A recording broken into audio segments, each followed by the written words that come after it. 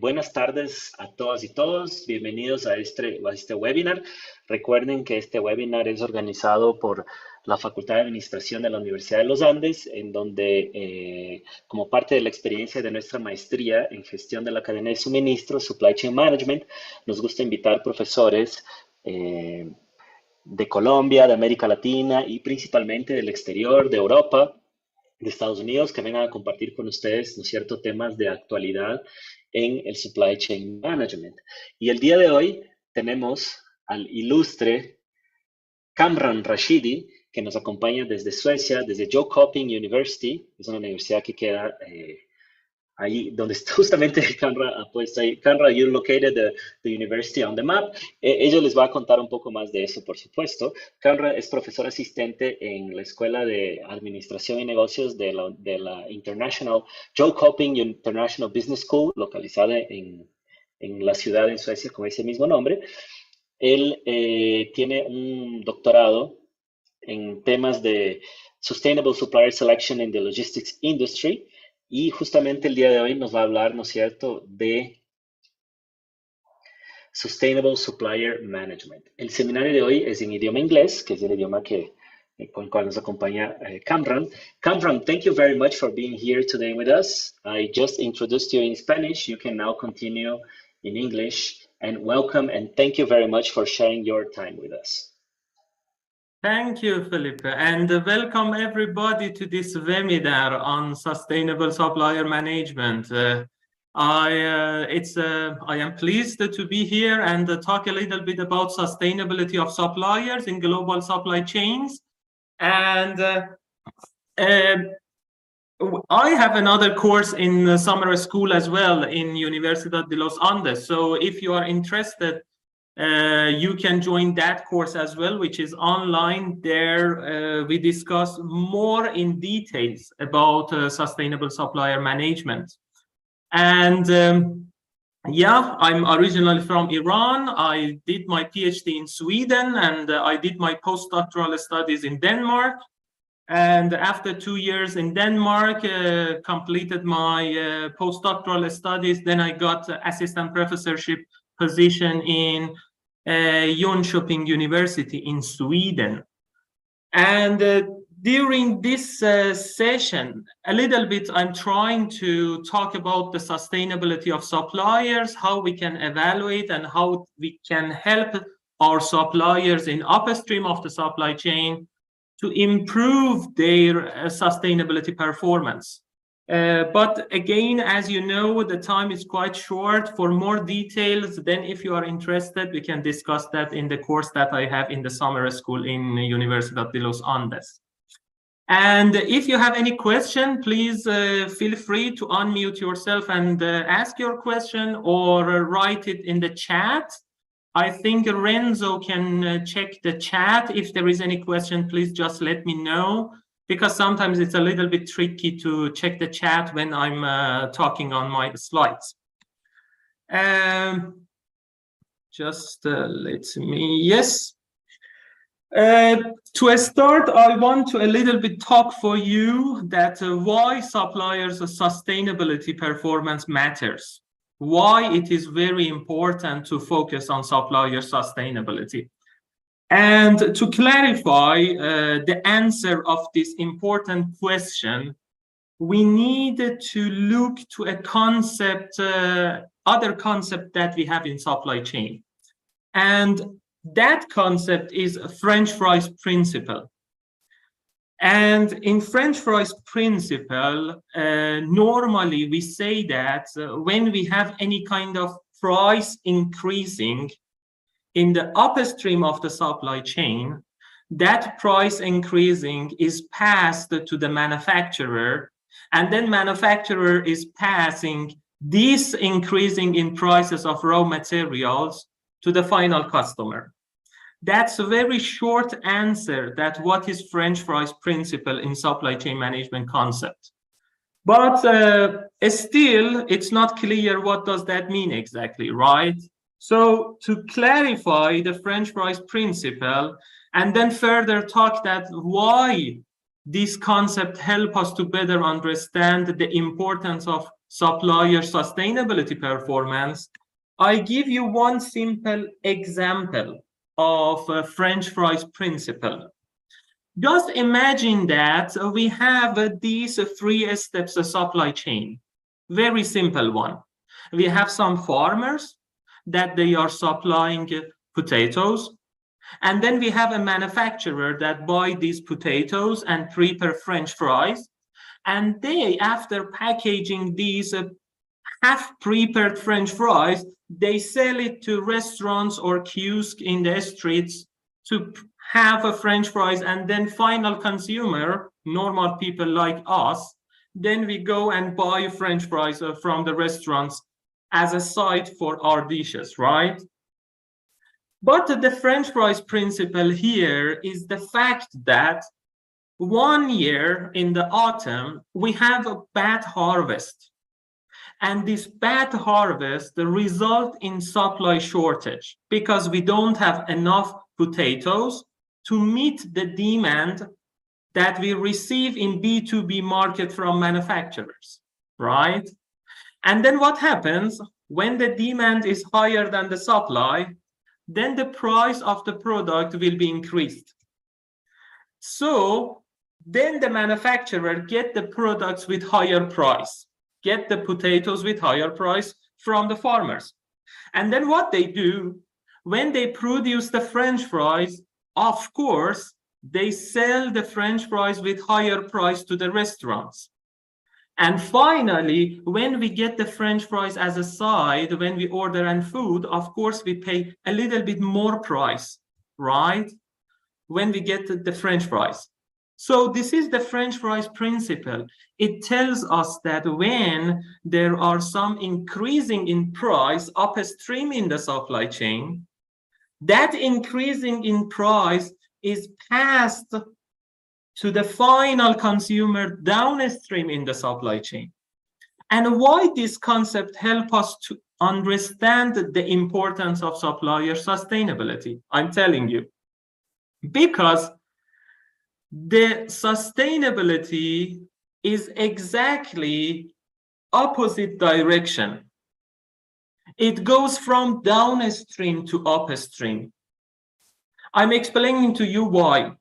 Because normally the pressures that the focal company they are receiving from their customers to address sustainability performance is started from the downstream. In addition, we have some pressures from government and stakeholders, right? But the main pressures, I can say that sometimes it's coming from the customers. So when the focal company receive the pressures from the customers and other institutions in this ecosystem, they don't get the pressures themselves. What they do, they immediately bypass the pressures to their suppliers in the upstream of their supply chains in different tiers. So that's why whenever that we have some problems with sustainability of our supply chains, then the first people that they are accused and they are responsible to address sustainability measures are suppliers. So that's why with this simple example, then we understand why it is critical to focus on our supplier sustainability. Because they get the most pressure from the focal company and other institutions, other stakeholders to address sustainability issues. That is why. And if we look to the timeline of a supplier evaluation in business generally from beginning of 19th century, we can say that we have had some changes in the evaluations of suppliers from a business point of view. In the very beginning of industrialization, it was very important to get raw materials from the suppliers that are able to offer the lowest price, right? So the cost was everything to choose the preferred supplier. But after a while, businesses, they realized that, okay, Some customers in the market are not cost sensitive. They are willing to pay more cost, but they are looking for quality. So that's why businesses, they started to look for suppliers that are able to provide quality products with more quality. And of course, when we continued from 1960, from 1970s, of course, delivery, technological capability, flexibility are other criteria that have been added to supplier evaluation. Because I am sure that you have heard about, for example, agile supply chains. The delivery becomes very important. Time became very important factor in supply chains. So the focal companies, they started to find suppliers that not only they offer lower cost, not only they offer high quality raw materials and components, but also they have a new technology. They can come up with some new ideas, and also they are very flexible. If something happens in the market, then they can immediately adapt to that change and increase the capacity or lower the capacity and align with whatever that the focal firms needs. So you can see that the evaluation of suppliers has been changed based on these criteria. But we can say that from beginning of 1990s, I would say, some other criteria have been added to supplier evaluation, and they are environmental and social criteria. About the environmental criteria, I am sure that most of you have heard environmental management system, or for example, suppliers should have pollution control, recycling, eco-design.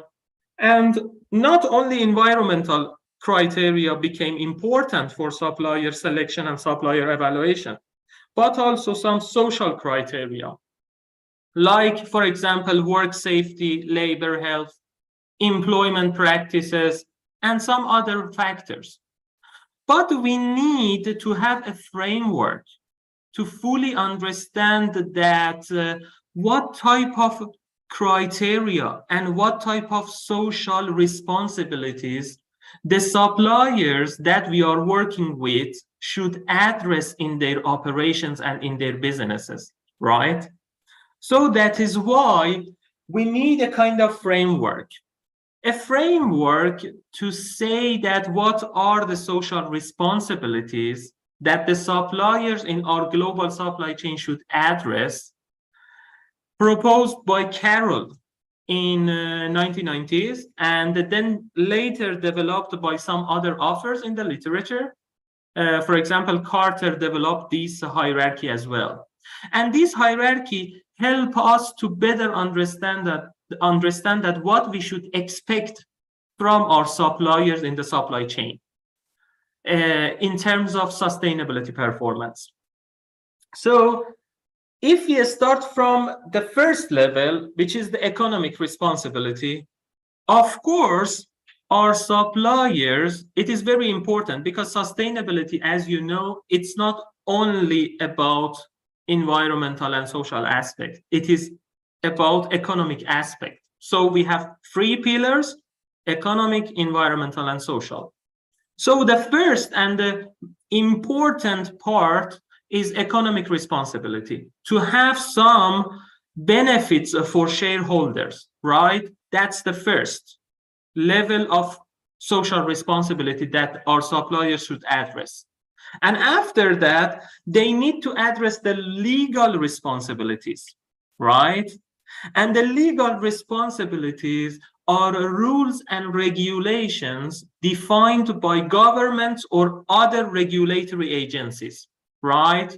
For example, the maximum carbon emission that any supplier can have as a byproduct of its production process.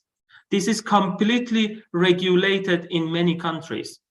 Or they cannot dispose the waste and other type of chemical byproducts that they have into the rivers, right? That's rules and regulations. So our suppliers that we are working with, they should address these legal responsibilities, all of them. But the interesting point is that we have something more than legal responsibilities that our suppliers in a supply chain should comply with, should follow. And that is ethical responsibilities. Ethical responsibilities are those social norms that they are important for the society, but there is no rules and regulations for them, right? And for example, if I want to clarify that, what is this ethical responsibility? Avoid lying to the employees or lying to the medias, right? For example, avoid bribing in the business. So the business integrity here is very important. So the suppliers that we are working with, they are not only should address economic and legal, but also they should address ethical responsibilities. That is very important, right?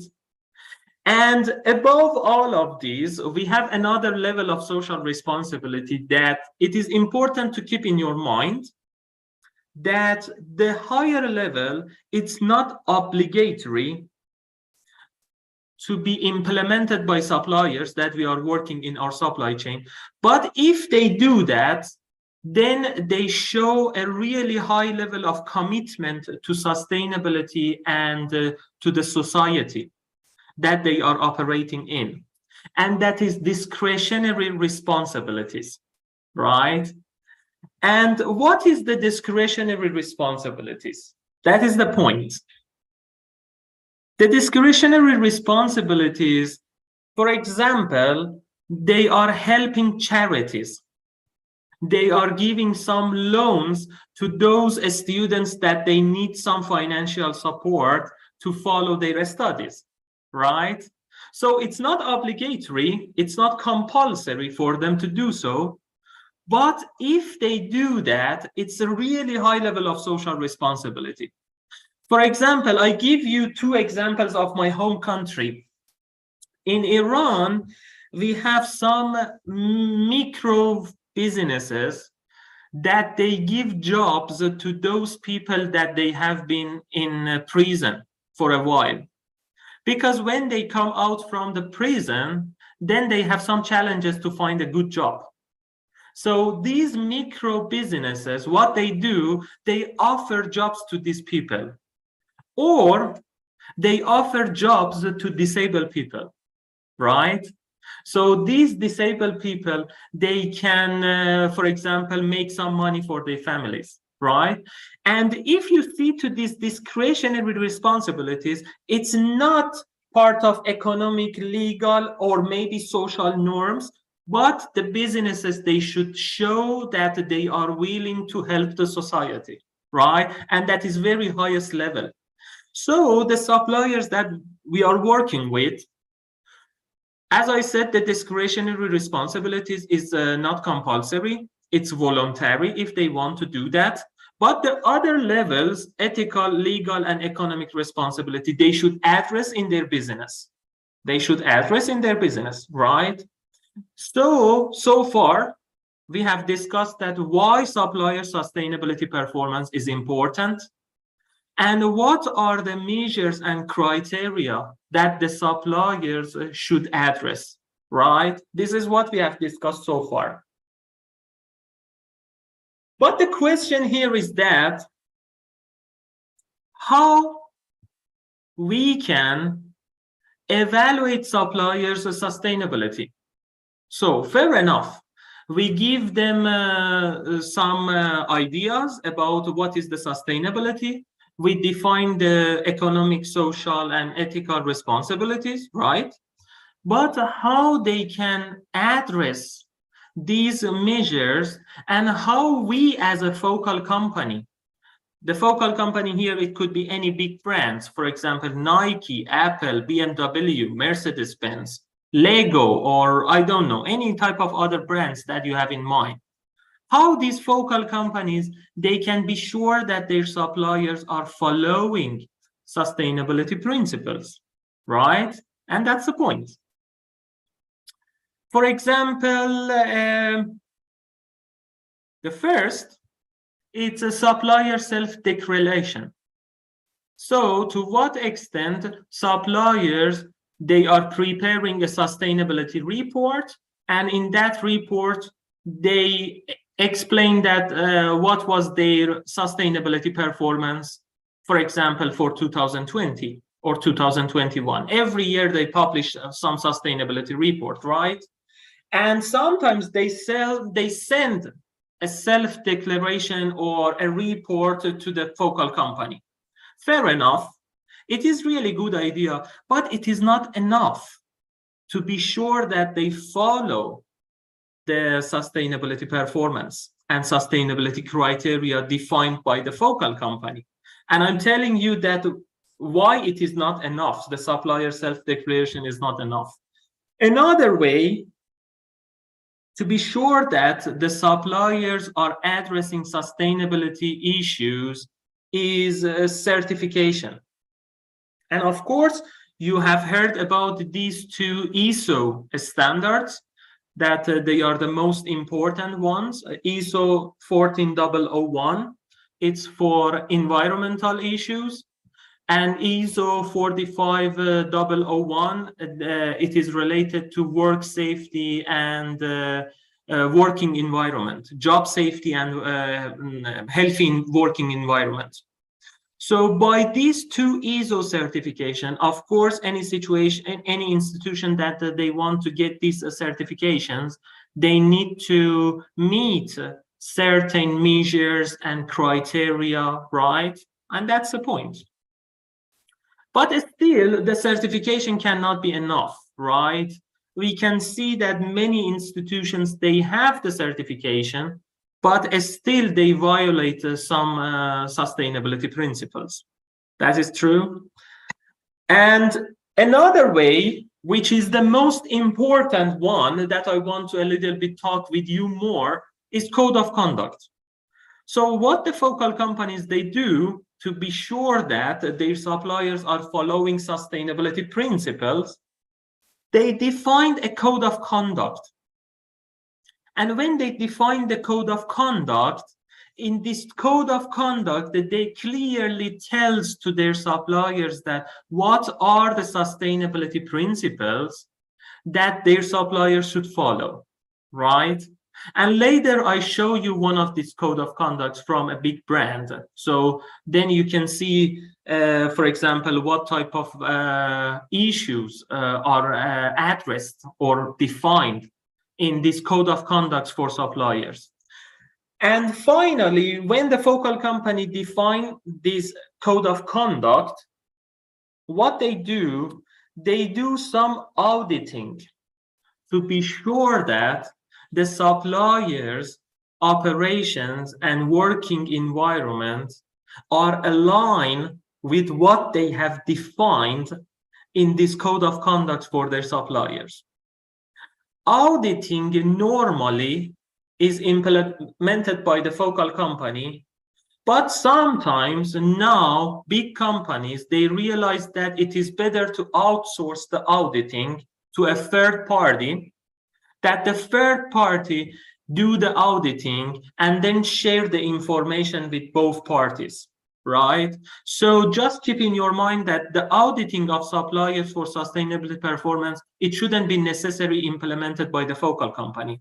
It could be implemented by a third party, because sometimes those institutions, they are more expert to do the auditing, and they are how to say that, they are more able to identify the violations of code of conduct principles. So that is why the third parties, they implement the auditing. I had one individual work for you, but now I guess due to the limitation that we have for time, then we can a little bit continue. And this is all the principles that I have found in Motorola Supplier Code of Conduct. Okay. And if you search for any other company yourself on Google, then you can find the supplier code of conduct for all the big brands, for Nike, Adidas, or let's say Lego, let's say Carlsberg, for example, in Denmark, that they are a big company for beer production, or IKEA or Volvo, right? Then you can find a code of conduct of different type of suppliers. And here, for example, I have had a look to Motorola Supplier Code of Conduct. And what we can see here, you see a wide range of environmental and social criteria that Motorola clearly mentioned in the Code of Conduct. And then the suppliers, they should follow all these principles in their operations. For example, hazardous substances. If they have any hazardous substances in their production process, then that hazardous substances should be handled in a really specific way, right? When the workers are working with that. One example of these hazardous substances is the famous case about Samsung, right? Samsung, if you search for that in Guardian, then you can find the many news about the Samsung.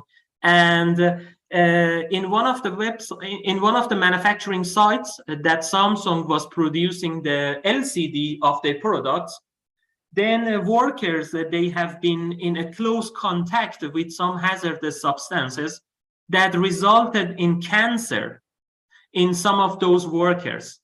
And unfortunately, they died for this cancer.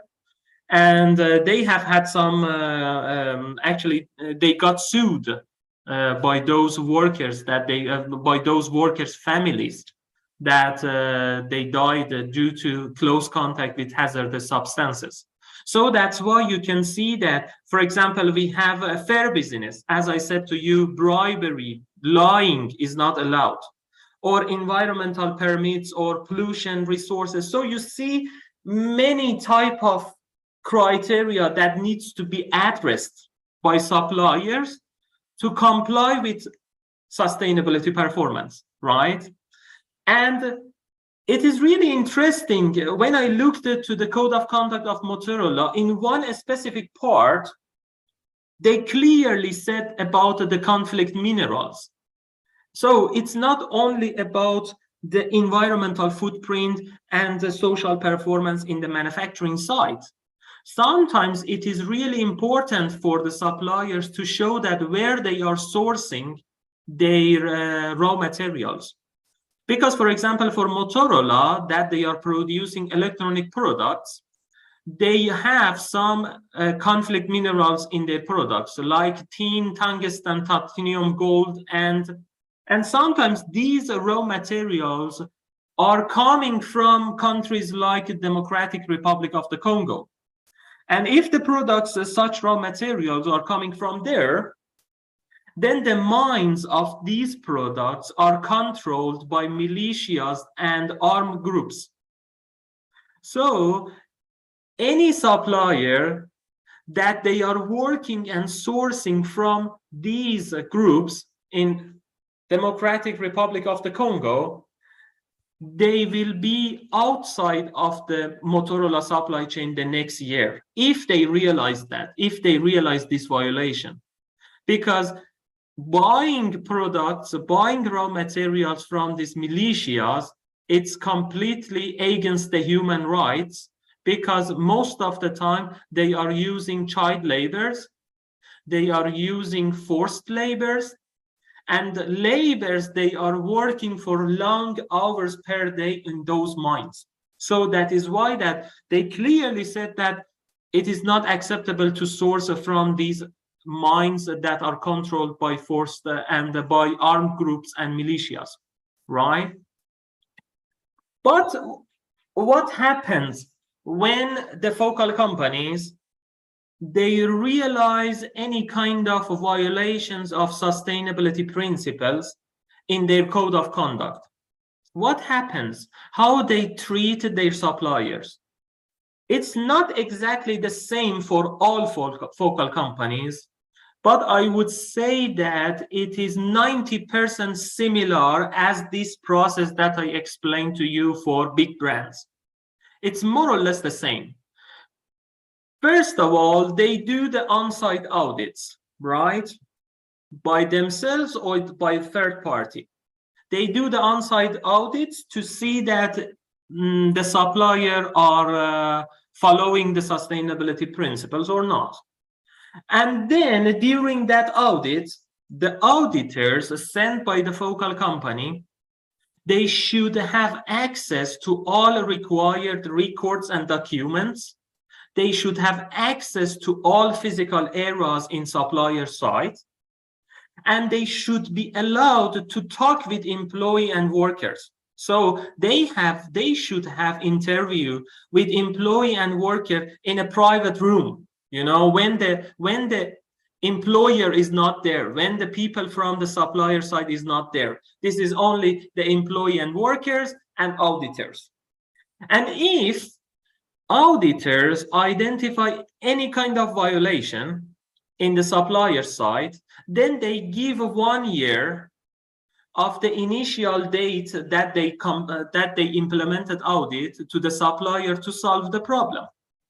And during this 1 year, the supplier gets some training, online training or physical training, you know, on the side to see how they should address these violations. If it is a child labor, if it is, for example, work safety, their workers, they are in contact with hazardous material that I explained to you, how they should address this violation.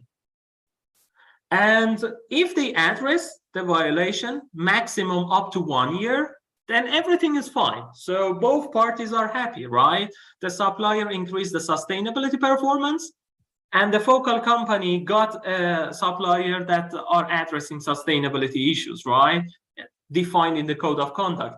But if the supplier fails to address that sustainability issue, to solve the problem, then normally they get two decisions.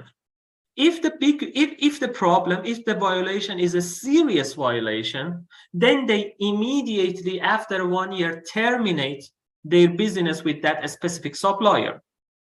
If it is not a very big issue, but still violating code of conduct, then they continue until the end of the contract that they have with the supplier, because sometimes they have 3 years contract with the supplier or 5 years contract. So what they do, they continue until the end of the contract, and when the contract is finished, then they don't give a new business to that specific supplier. So the supplier will be put outside of the supply chain, right? So that is more or less what big companies they are implementing when regarding auditing and when they find any kind of violation. Another example that I can give you, the data is a little bit old, but I would say that a couple of days ago I read annual audit for supplier sustainability for Apple in 2022, and it's more or less the same. They have more or less the same challenges, but I tell you that what has been changed from 2017. For example, in 2017, they conducted their audit to see the supplier's sustainability performance. What they did, they visited more than 700 suppliers in their supply chains and in 30 countries. Now they are more than 800. They visited 850, something like that in 2022. So 100 more. And in 2017, they found 44 core violations in their supply chains, right? And when I'm talking about the 2017, I'm not talking about the 20 years ago, right? It's just a couple of years ago, 4 or 5 years ago. And then I'm telling you that many of these violations are still in Apple supply chain. They have challenge. They got some improvement, but still they have challenge to address, to completely solve these violations of code of conduct that they define for their suppliers, right? And what they have found in 2017, and still that is the biggest problem in their supply chain in 2020 report, it's falsification. And what is the falsification? Actually, as you know, some companies, they define maximum working hours for employees. And in many countries in East of Asia or South America or Middle East that I'm coming from, sometimes suppliers, they violate these working hours. So some people, they are working, more than 60 hours per week, right? And what they do, some suppliers, they falsify the documents to show that there is no overworking in this manufacturing site. But when the auditors, they visit, they talk with the people. If you remember, I said that auditors, they talk with people, right? And when they talk with people, they realize that, okay, there is falsification in the documents. And still falsification is the biggest problem in Apple supply chain when it comes to supplier sustainability, right? If you are interested, you have access to Apple 2022 supplier sustainability report. It's a public document. And another violation that they have found in their supply chains, they have found that some of the suppliers, they charge the employees for some fees that really doesn't make sense. For example, they realized that in some of the manufacturing sites, suppliers, they get some money for example, issuing a card or a launch card or something like that, that is completely unfair.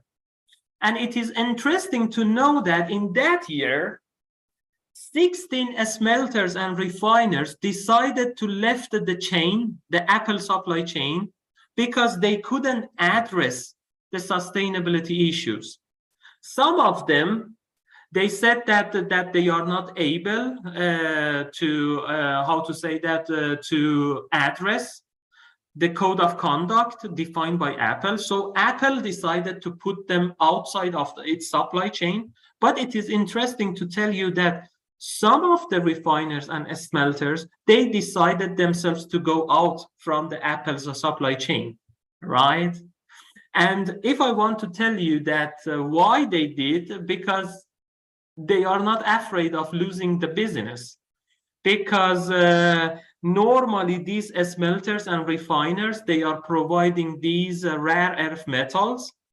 For example, I don't know, these metals that we use in almost all type of products, in our laptops, in our cell phones, in our TV, a wide range of products, right? And normally the demand is higher than the supply, right? So sometimes the smelters and refiners, even if they don't address sustainability issues, still they have good business, They can sell their products to big brands, unfortunately.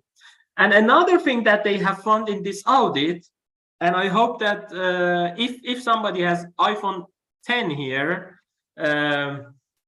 it's not a big deal, but they found some violations in assembling of iPhone 10. They realized that Foxconn, which is one of the the main supplier of Apple supply chain in China, they used student workers and working 11 hours per day and in assembling iPhone 10, right? So they realized that, and they realized that the supplier Foxconn falsified the documents to show that no, it was not any kind of violation, but the auditors, they discovered that actually, right?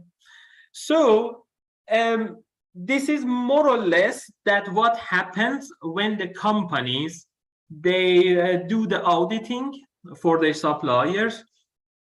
And If I want to tell you just, I think we have a couple of minutes more.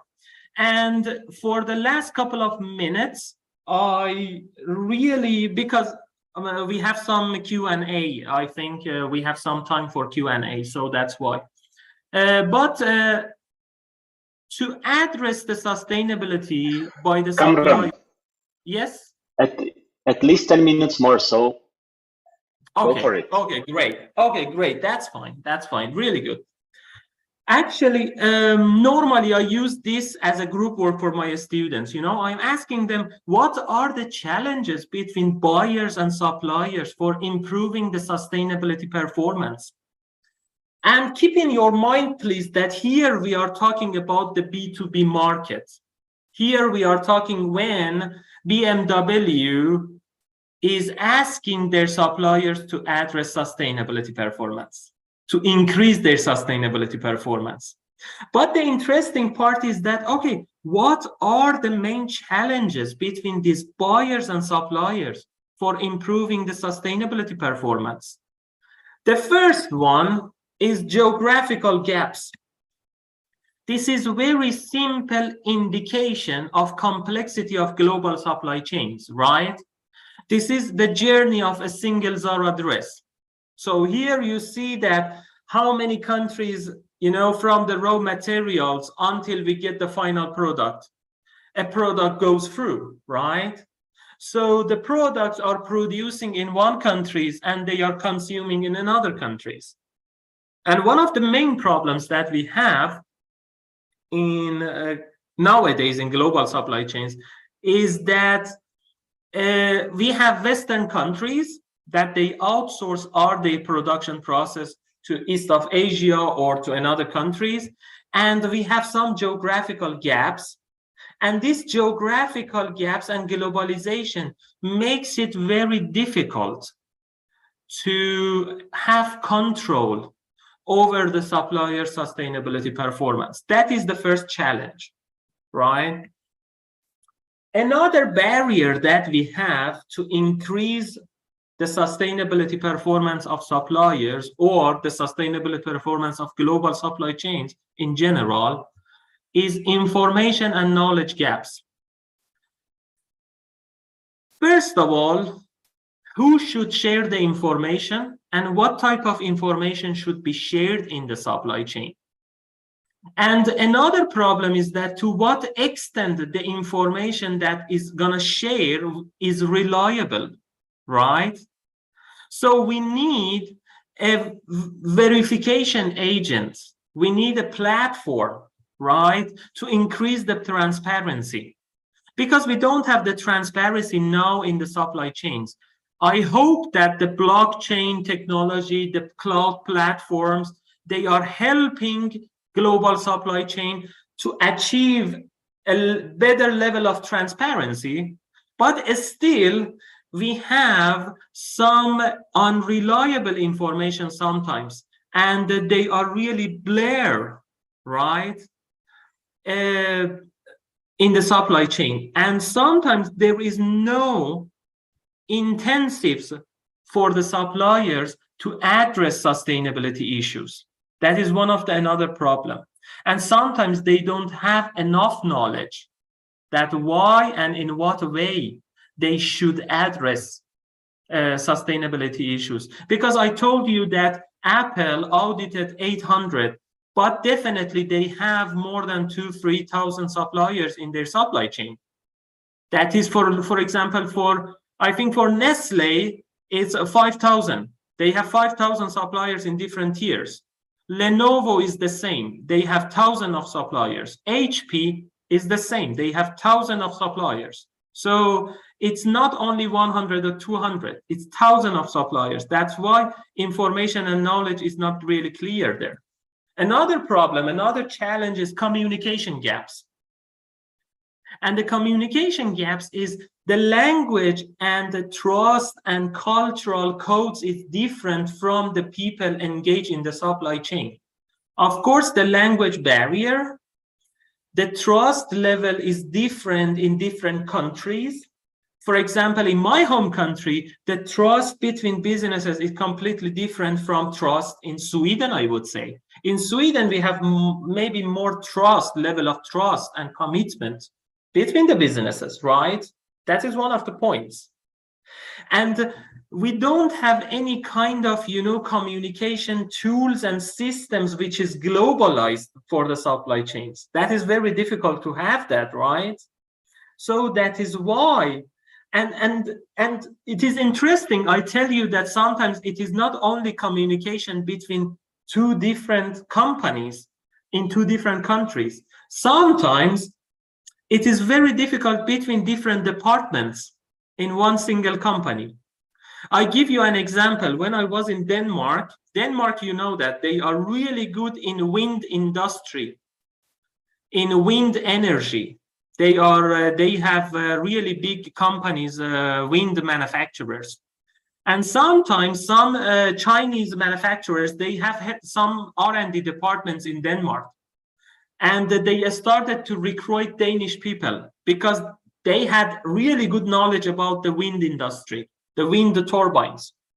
Sometimes when I interviewed these people, they said that sometimes we have really hard time to communicate with each other. Not only from the Danish side, but also from the Chinese side, or Indian side. They had some problems to understand each other, right? Another barrier here, it's compliance or implementation gaps, right? Because I told you about the audits, but we have some research that they showed that audits rarely detect violation of the codes defined in the code of conduct. So auditing is practical for vocal companies, but it is not enough. The suppliers should get some incentives and education and maybe some financial resources to address sustainability, right? Because we have these code of conducts, but rarely the focal companies define how to address these measures in code of conducts. That is the problem.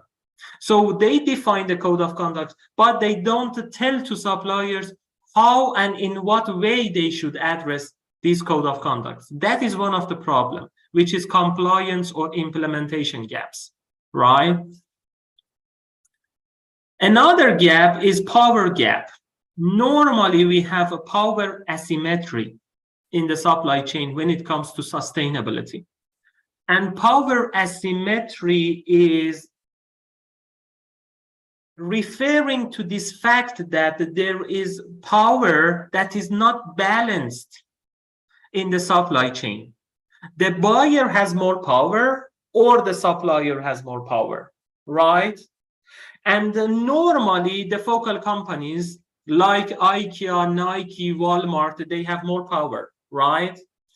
And if we look from this buyer view from these companies, they said that there is lack of ability to enforce their suppliers to follow standards and requirements. Because as I said to you in the first challenge, there is geographical gap, and they don't have enough ability to enforce them to follow. That is from the buyer's perspective. And sometimes from the supplier's perspective, they said that there is power asymmetry. And the suppliers, they tell us, sometimes they are saying that we are not involved in defining the code of conduct. That is the problem. And when they are not involved in defining the code of conduct, then they are not able to address the measures defined in the code of conduct. That is one of the problems, right? And the last slide, and the last challenge, actually, it's credibility and legitimacy gap. What is the problem with many sustainability initiatives? Normally, there is low transparency, as I told you, and there is limited watchdogging in in global supply chains. And what is the watchdogging? The watchdogging, it means that the suppliers, when they receive the code of conduct, the focal company or another third party continuously check the supplier to see whether they address sustainability principles or not. That is called watchdogging. But the problem is that many companies, they don't have enough resources for watchdogging, because it's really, take time, take energy, and then you need many human resources to do that, right? And another problem is that when we defined the code of conduct and when we have some sustainability initiatives, these sustainability initiatives, they are only in favor of some powerful stakeholders in the supply chain. If it is government or if it is some specific NGOs, then the sustainability principle and initiatives, they are in favor of such institutions without considering suppliers' constrictions and challenges to address the sustainability initiatives. Yeah, that is one of the problems that we have as well. And finally, I tell you that many of the sustainability practices implemented in global supply chains, actually, they are not sustainable initiatives. They are just being less bad, For example, decreasing the carbon footprint, but still we are using traditional fossil fuels by our suppliers. Or our suppliers, they are using plastics that they are not able, that it is not possible to recycle that plastics, but they use it less compared with 5 years ago, right? So that's why we can say that sometimes the sustainability initiatives, it is a kind of, sustaining unsustainable solutions. That's how we can call it. And you have the resources here, and I shared the slides with Felipe after this session. So if you want and are willing to have the slides, then you can reach Felipe, and then I think Renzo or Felipe can share the slides, right? Of course, of course. Thank you very much, Kamran. Very inspiring, your research.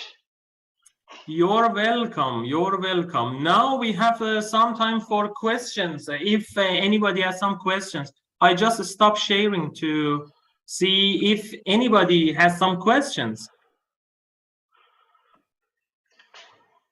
Si alguien tiene preguntas al respecto de la presentación, yo también puedo ayudar a traducir. Si quieren, la pueden escribir en el chat o pueden levantar la mano o pueden sacar mute y simplemente hablar.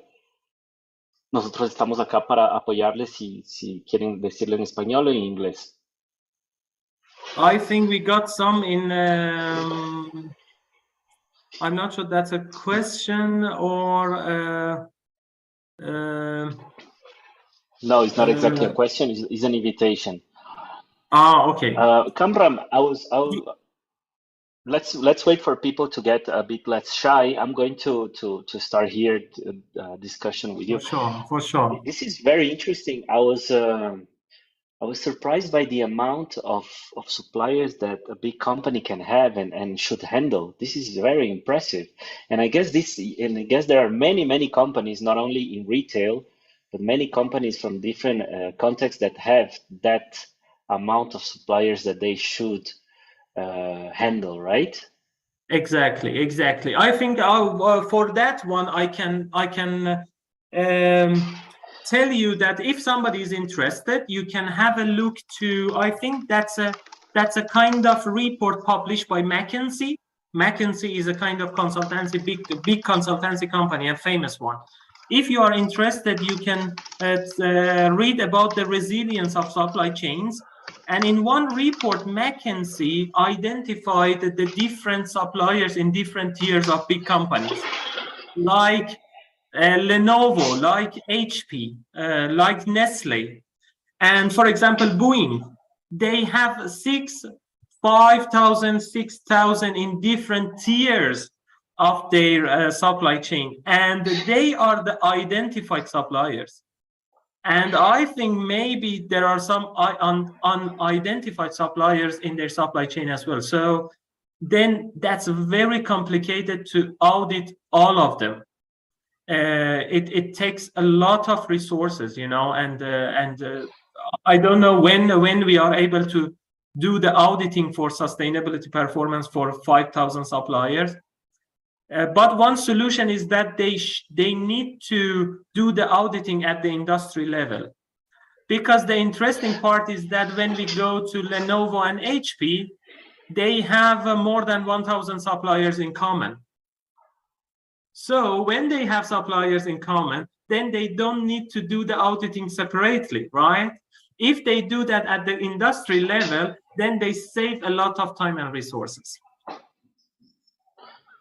Yes, but at the same time, you also mentioned that auditing is a challenge because they do not always find everything that they should find. Exactly. It is very difficult sometimes to find the violations by only auditing. And it is interesting that many times that the focal companies, they realize serious violations. You know how they find it out? Normally, an employee from the inside of supplier's manufacturing site, which is unhappy with the supplier, inform the focal company by an email or phone call or something like that. It is not auditing discover the problem. Sometimes the internal people, they give the news and violation to the focal company. Wow. And do you know anything about more governmental institutions, such as, for instance, military and those type of organizations? Do you think they also should have this kind of approach and worry on the processes?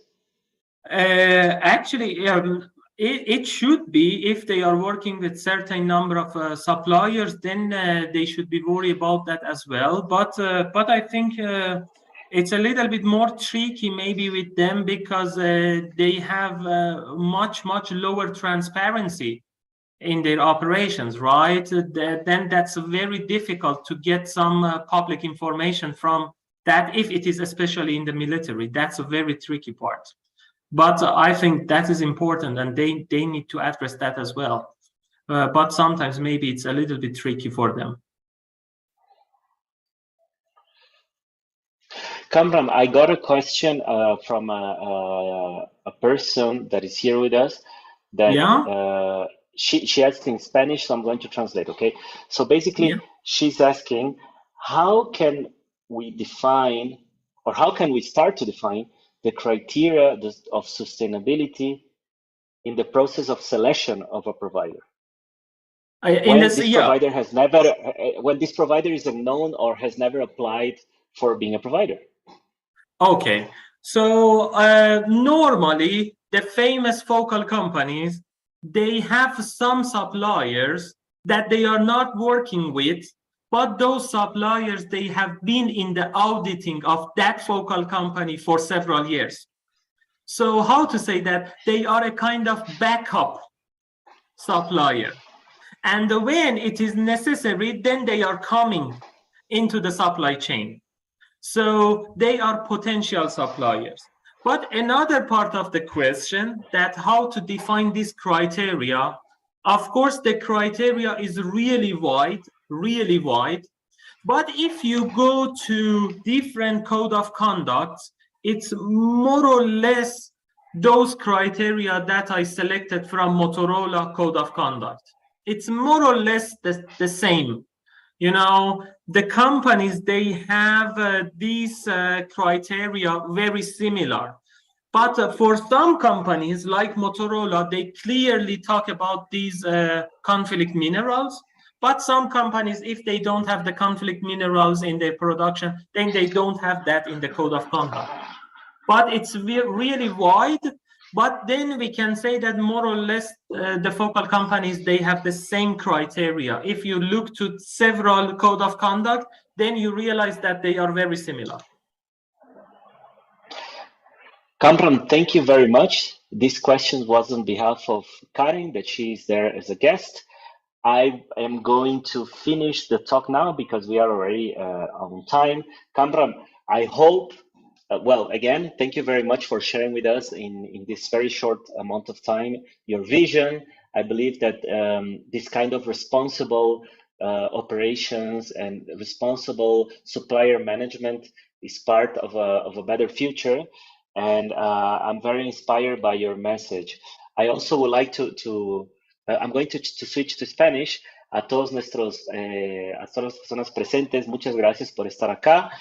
Recuerden que nosotros prácticamente todos los meses tenemos, ¿no es cierto?, este webinar en donde invitamos personas de la práctica y del mundo académico del supply chain management que vengan a compartir con nosotros. Kamran acaba de dejar ahí su contacto de email en el chat. Supongo que él es muy abierto para que compartan con él lo que ustedes quieran, escríbanlo. Y nosotros volvemos acá el próximo mes en donde tendremos, ¿no es cierto?, otro webinar muy interesante. Y Kamran, de hecho, les cuento que nos va a acompañar en nuestra escuela de verano. Él va a ser uno de los profesores de nuestro Summer School, de nuestra escuela de verano de la Facultad de Administración de la Universidad de los Andes, que se desarrolla entre los meses de junio y julio del 2023 para nuestros estudiantes de pregrado y posgrado. Kamran, thank you very much. Unfortunately, too bad we won't meet personally this summer, but I'm going to be there online, virtually following your work via our students, and I hope that we can meet soon. Looking forward for that, and then I shared the slides with Felipe and Renzo, so you can get the slides as well. And I shared my email, as Felipe said. Feel free to ask your question if you have any. It was a great pleasure, guys, to see you all. Thank you. Cheers. Thank you so much. Goodbye, Colombia.